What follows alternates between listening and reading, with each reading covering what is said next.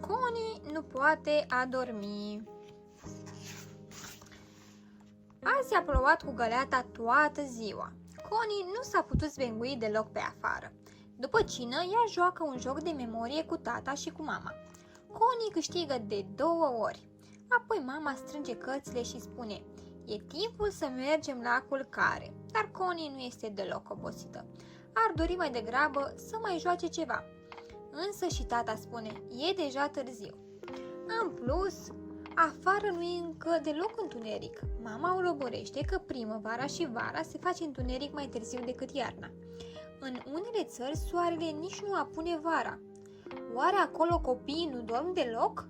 Connie pufnește în râs. Nu, așa ceva nu se poate.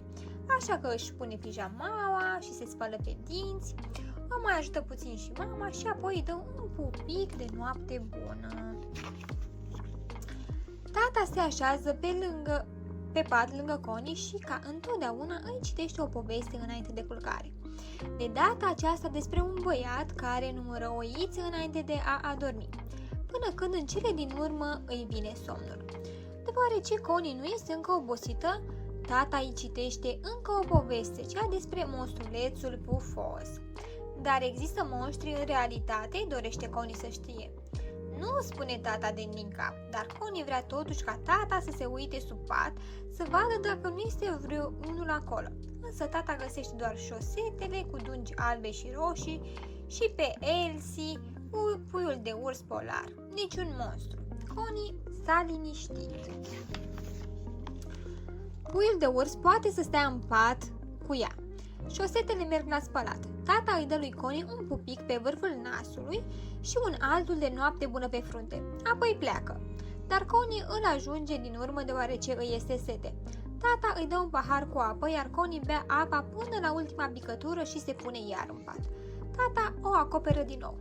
Somn ușor, spune el. Dar Connie tot nu poate adormi. Nu-i de mirare, a uitat să meargă la baie. Așa că traversează holul pentru a ajunge la baie și apoi se întoarce în pat. Totuși nici acum nu poate adormi și nici ursulețul de pluș. Încă e mult prea lumină afară. Prin urmare, Connie, ursulețul de pluș și Elsie se joacă de expediția în Arctica. Curând țopăie fericiți în pat și pe podea de pe o pernă, pe post de sloi de gheață pe altă pernă. Până când vine mama și îl trimite pe mici exploratori înapoi la culcare, chiar dacă nici Connie și nici ursuleții nu sunt câtuși de puțin obosiți. Acum trebuie să dormi, spune mama, altfel mâine la grădiniță vei fi foarte obosită. Connie închide cu minte ochii, dar ursulețul de pluș e prea vioi și o tot gâdile la burtică. Potolește-te, spune Connie și îi explică ursulețului de pluș că noaptea trebuie să dormi. O vreme stau amândoi liniștiți în pat. Apoi lui Connie îi chioreie burtica. Cu siguranță îi trebuie ceva de mâncare. Connie se ridică și merge în bucătărie. Azi ești un adevărat hopa mitică, îi spune mama. Hopa fetiță, chicotește Connie. Ar fi mai bine ca ea să nu mai mănânce acum. La cină am mâncat 2 felii de pâine, o farfurie de supă și o banană și deja s-a spălat pe dinți. Tata vine în bucătărie cu Iacob în brațe. Și lui îi este foame și țipă. Mama îi pune imediat la piept și îi dă lapte. E atât de nedrept, crede Connie. De ce Iacob are voie să mai mănânce și să stea treaz?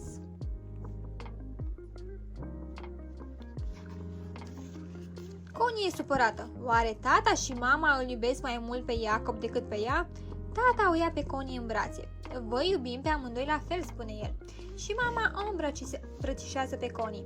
Uite, spune ea, Iacob este încă un bebeluș, nu are prea mult loc în burtică, de aceea trebuie să mănânce mai des, chiar și noaptea. El nu știe când e zi și când e noapte, dar Connie știe asta foarte bine. Ziua e de cele mai multe ori luminoasă și ea merge la grădiniță, mănâncă și se joacă. Și noaptea se doarme. Înțelegi? Spune mama și cască. Și acum în pat cu tine. Mama îi dă un pupic lui Connie și tata o duce înapoi în pat. Lasă ușa întredeschisă și lumina din hol aprinsă. Între timp s-a făcut într-adevăr întuneric afară.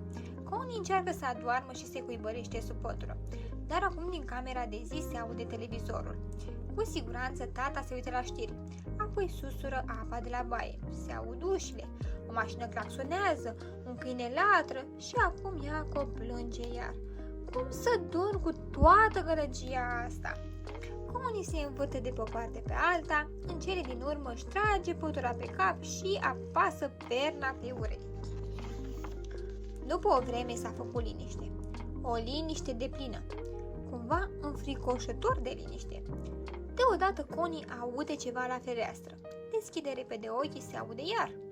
Oare s-a mișcat perdeaua? Și acolo oare e o umbră? Poate un monstru? Prostii, tata a spus că nu există monștri. Dar apoi își amintește că tata s-a uitat doar sub pat, nu și după perdea. Mai bine s-ar fi uitat peste tot și așa Connie putea să doarmă liniștită. Connie sare din pat și fuge în hol. Acolo se ciocnește de tata care tocmai voia să meargă la baie. Connie îi povestește de umbră și de perdeaua care s-a mișcat. Tata o mângâie pe Connie pe cap și o liniștește. El îi promite să se uite încă o dată peste tot și merge cu Connie în camera ei. Connie urmărește cum tata se uită în noptieră, caută în spatele ușii și aruncă o privire în dulap. Nimic. Apoi trage perdeaua și tresare. Motanul miau aproape că i-a sărit în față. Se așează confortabil pe pervaz.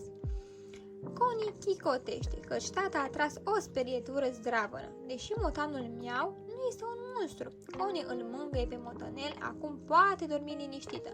Nu trebuie să-i mai fie frică. Nu există monștri. Când se pune în pat, totul este așa cum trebuie. Nimeni nu-i poate face nimic. Mama, tata, ursulețul de pluș și miau au grijă de asta. Și acum dormim, spune tata și cască. Și Connie cască. Oare căscatul e molipsitor? Connie se gândește și sare iar din pat pentru a-l întreba pe tata. El cu siguranță știe. Tata oftează când o vede pe Connie pe hol. Dar Connie are dreptate. Căscatul e molipsitor. Lui tata îi vine o idee grozavă. Fac un concurs de căscat și cu toții se molipsesc. Mama, Iacob și chiar și motanul miau. Cu toții cască. Acum Connie se strecoară obosită în pat și are și o idee despre cum poate adormi. Vrea să numere ca băiatul din prima poveste de noapte bună pe care i-a spus-o tata. Dar nu oise, ci pisicuțe. 1, 2, 3, numără Connie o vreme. După 20 vine de fapt 20 și 11 sau 21. Tot gândindu-se la asta, Connie adorme pe nesimțite. Somn ușor.